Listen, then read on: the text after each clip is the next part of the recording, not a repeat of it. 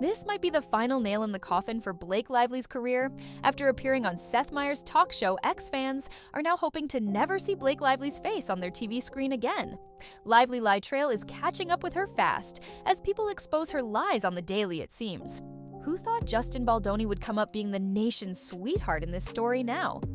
Now let's dive into why she has fans saying she's taken it too far this time.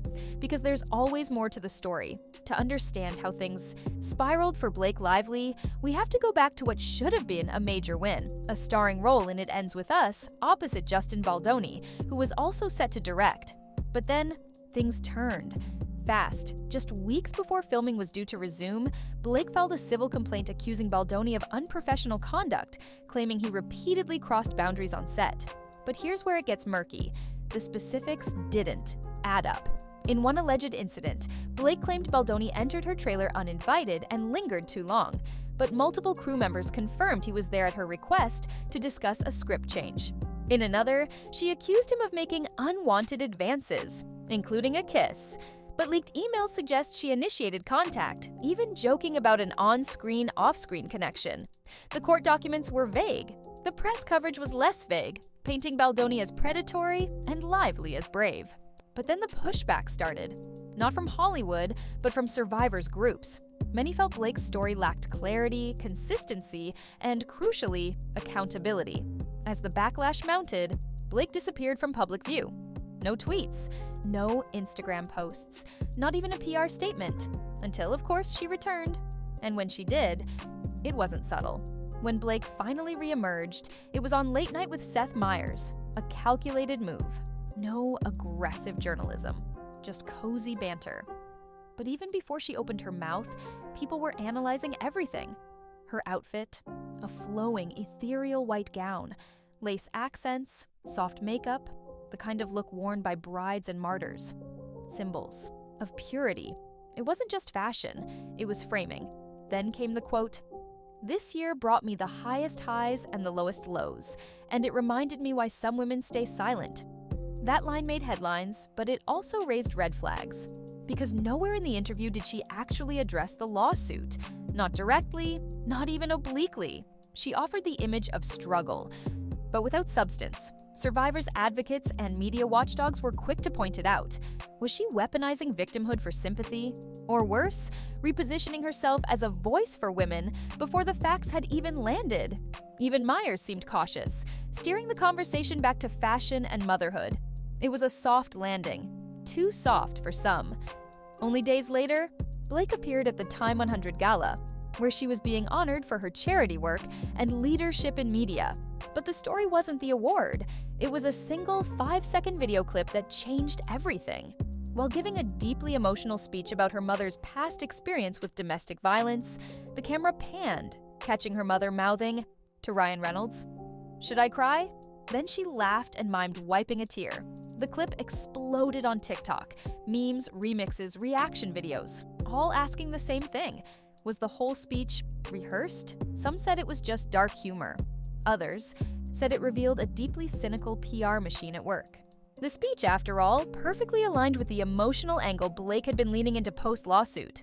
The wounded woman speaking out narrative, but if her own mother appeared to treat it like performance art, what did that say? About the sincerity of the moment? Once again, Blake said nothing, and the silence only fueled more questions. After the clip backlash, Blake and Ryan seemed to go into PR overdrive. Suddenly, they were everywhere. Photos of the couple out and about in Tribeca, coffee runs, bookstore dates, strolls with the kids started flooding Daily Mail. Just Jared, people, and more. Matching outfits, flawless lighting, not a paparazzo in sight, but plenty of staged-looking angles. And then the double outfit moment. One outfit walking into The Tonight Show, another walking out. But here's the twist. Both looks were documented head to toe in Vogue. 2 separate galleries, 2 different headlines. Fans weren't fooled. "It's giving change outfits for twice the coverage," one commenter wrote. Then came the variety feature. Then the W Magazine shoot, all of it portraying Blake as a glam powerhouse, a style icon, a survivor. Though no one would say of what, the PR narrative was crystal clear. Don't just bury the controversy, drown it in couture. While Blake was controlling New York, Ryan Reynolds was on a charm offensive in LA, showing up unexpectedly at Green Day's Walk of Fame ceremony. He wasn't part of the band. He wasn't in a movie with them.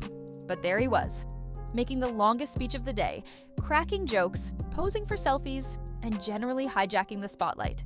Some of it felt like vintage Ryan, the charismatic goofball fans adore. But others noticed the timing. The headlines about Blake's speech in the lawsuit were peaking. And here was Ryan providing clickbait cover for tabloids to talk about something else.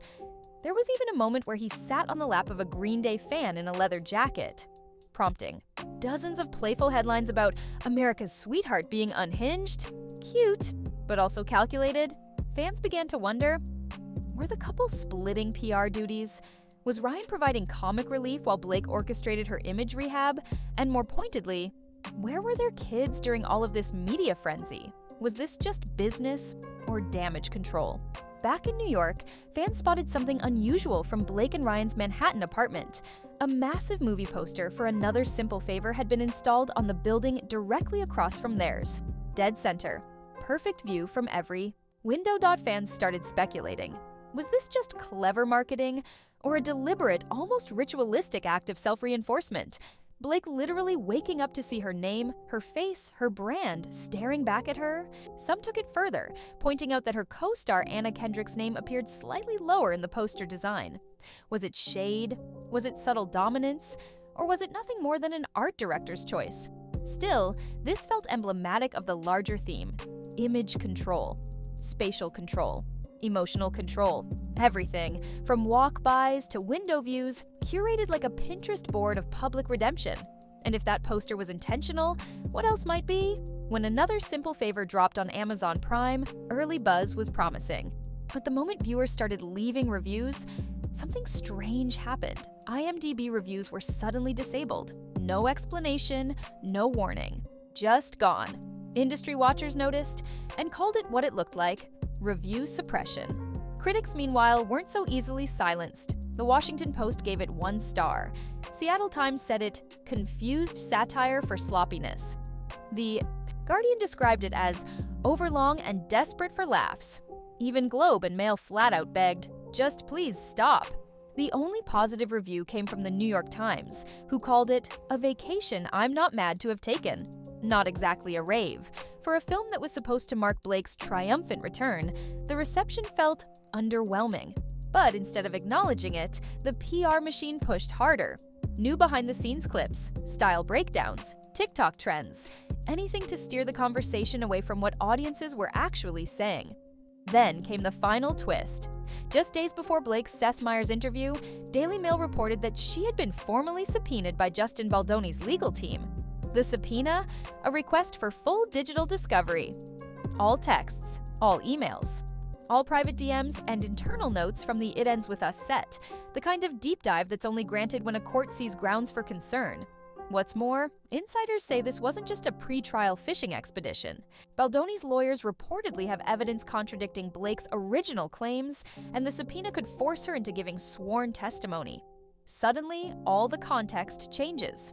The speech, the white dress, the couple's public appearances, the poster in the window. None of it looks accidental anymore. It looks like a preemptive strike, a last-ditch effort to shape public opinion before the facts hit the fan. And as discovery moves forward, the private version of Blake's story might finally come to light.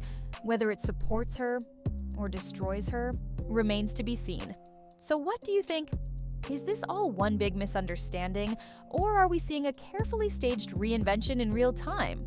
Let me know in the comments below, and if you want the full story behind the Justin Baldoni accusations and what the media isn't covering, that's in the next video, because this story, it's far from over.